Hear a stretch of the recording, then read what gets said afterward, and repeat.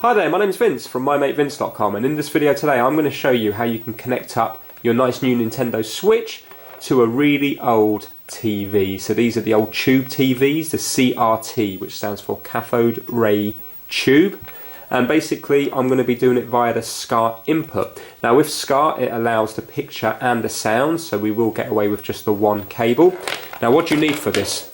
You just need one of these little converters. So if you have a look here, we've got a HDMI in and we've got a Scart out. Now these are not expensive. This one was £12.99, that's UK pounds, from Amazon. So you're probably going to be looking at around about $14 or $15. Now with this one you do have to have a separate power supply, but it does come with the cable, but it doesn't actually come with the adapter. But that's not a problem because you can just use your phone charger. So I'll show you that later on in the video. Now obviously you're not going to be getting a great picture. The picture on these old TVs is roughly going to be equivalent to, this is a PAL TV because this is in the UK, so it's roughly going to be equivalent to 576 resolution. So if you think about, the Switch is going to output 720 on the handheld, and when you put it to a new TV it's going to output 1080. So obviously you are going to get a dip in resolution at 576.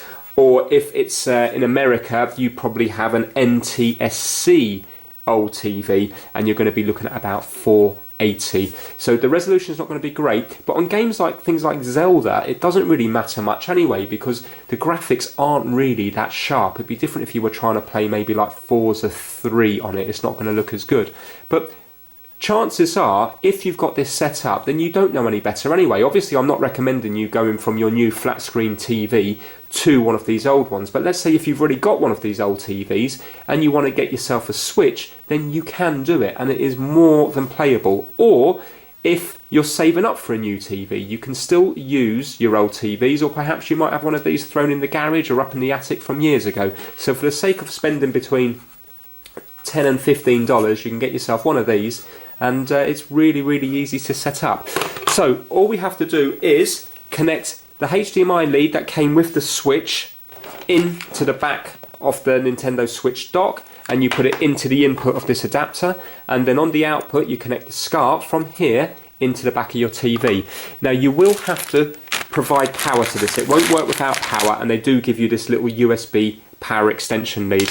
Now if you have a look in the instructions, it does say that the maximum power consumption is 3 watts. So that's nice and low. So basically pretty much all of your phone chargers will do it. 3 watts will equate to should equate to 0.6 of an amp, or 600 milliamps. So if you have a look at your chargers, so this is just a normal phone USB charger. If you have a look at the output, it says, down the bottom it says output DC 5 volts at 1000 milliamps. So this is absolutely fine because that's going to cover, that's more than 600 milliamps. So that's fine to use. Remember, there's 1000 milliamps in 1 amp. If you look at this one here, down the bottom there, it says output 5 volts at 2 amps, so that's 2000 milliamps. So again, that's fine to use because we only need 600 milliamps or 0.6 amps. But this one here would be possibly a little bit weak, because if you have a look at this one, it says there secondary, so primary, secondary. Sometimes it can be output, sometimes it can be SEC, meaning secondary, and it says 5 volts at 550 milliamps. So remember, the maximum this can draw is 3 watts, which is 600 milliamps, and this one's only 550 milliamps, but that is the maximum. So you will still probably get away with using this because it doesn't necessarily mean it's going to be drawing maximum power at all the time. But what I would say is maybe stay away from the very latest charger. So this charger here is from my latest smartphone, and if you have a look there where it says secondary, it says 5 volts at 2 amps, which is fine, but then it says 9 volts at 1.67 amps. So basically, this is a fast charger, so it can enable 9 volts through it if the phone asks for it. Now, this shouldn't ask for 9 volts, but I don't know how clever these things are. So personally, I would stay away from any of the chargers that do dual voltage. I would just stick with an old charger because you probably are going to have them lying around the house from phones from years ago.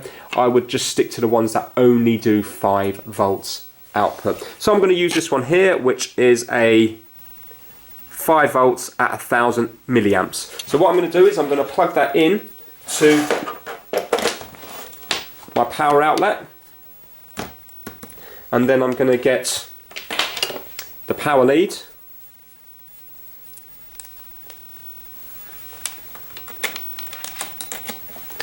and I'm going to plug it in to the adapter like so, and the light comes on. Now if you have a look closely here, you will see that it says PAL and NTSC. Now this is the UK, this is a UK TV, so it's going to be PAL. If you're watching this in America, the chances are your TVs will probably be NTSC. We're talking about your old TVs. You will need to double check that. On my TV, it actually works on both of them, but I'm going to leave it to PAL because in theory, PAL should give you slightly more lines of resolution. Right, okay, so that's there. And then what we need to do is we need to plug the original HDMI lead into the back of the switch.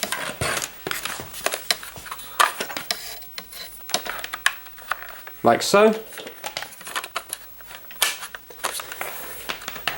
And now the other ends we're going to plug in to the input, this one here. Now what I will say as well, this is labelled up as HDMI stroke MHL. If you did have an MHL adapter for your mobile phone, your cell phone, then in theory you should be able to connect it up to this and view it on your old Scart device. Right, and then this side we're just going to plug in a Scart lead. This is what a Scart lead looks like. Some of you may not have seen this before, depending on how old you are. Okay, so you plug your Scart lead in there, and now let's go to the back of the TV. Right, these are our 2 Scart connectors here. As you can see, there's not much connections on the back of this TV, just a couple of phonos, so where the aerial goes in, and a couple of Scart connectors. And if you have a look, you've got AV1 and AV2. So we're just going to stick it into AV1, either of them will work.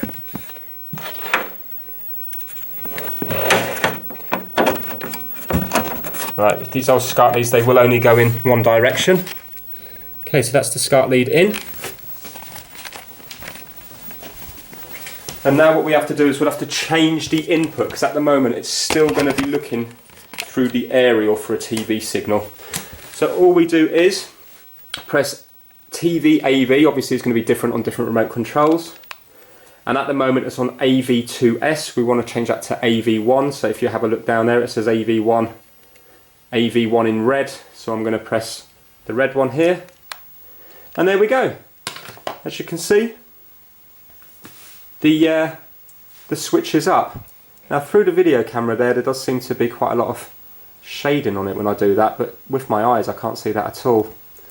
Right, okay, so what we'll have to do now is, if you have a look, you can see that a bit of the screen is actually missing. So if you look down in the bottom corners where it says, for example, continue, you can see that it's missing. So we're going to have to resize the screen. So let's get our controller, and we're going to go to settings. Let's take it off mute as well.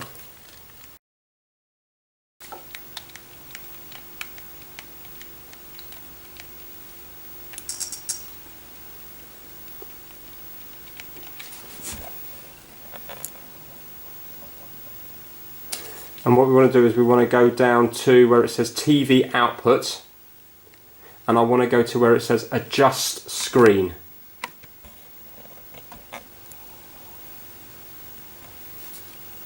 Press A, and at the moment it's on 100%, but I can't see the edges of the arrow, so I'll need to lower that until I can see all the edges of the arrows. So let's have a look now. So it looks like I'm at about 92%. And just go across to OK and press A. So now that's the screen size done, and if you have a look now, I can actually see in the corners that you can see everything that you should be able to see. Now let me go to TV resolution just to see if this makes any difference. At the moment it's a 1080p. Remember, it's impossible for this to be 1080p because the screen size, the screen will not allow it. These old tube screens will not allow it, so just ignore the fact that it says 1080p there. I'm just going to go to 480. Right, so okay, when I go to 480, actually the picture seems much worse when I do 480. Let me do 720. Okay, let me go to 1080.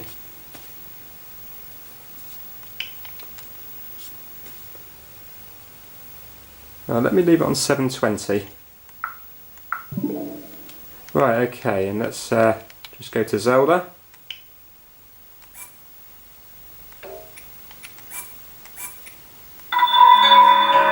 And as you can see, the sound and everything comes out off the one SCART lead. So I don't know how well it comes across in the actual video camera here, but the screen is actually, there's nothing really wrong with it. I mean, it's not as clear, obviously, as doing it on a 720 TV or a 1080 TV, but it is still playable.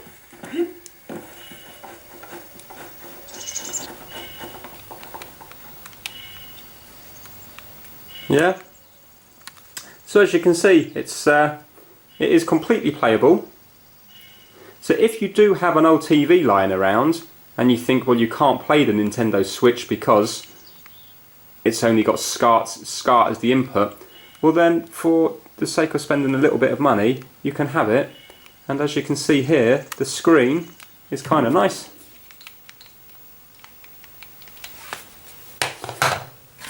That line isn't actually in it. I know on the camera it looks like it is, but I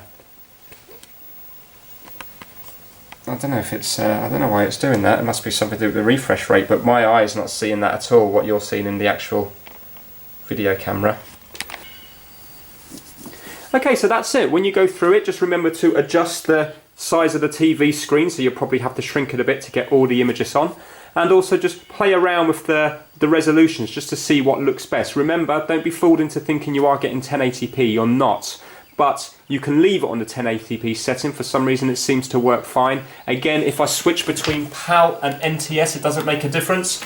So now it's NTS, and you can see, again, with my eyes, I can't really tell any difference. Possibly, I think with NTS it's around a resolution of 480, while PAL's supposed to be about 576, so maybe the NTS is slightly worse. So if you have a PAL TV, change it over to PAL. But again, I can't really tell the difference with my eyes between both of them. Right, I hope you enjoyed the video. Please give it a thumbs up if you liked it, and please subscribe for more how-to videos. Take care, bye now.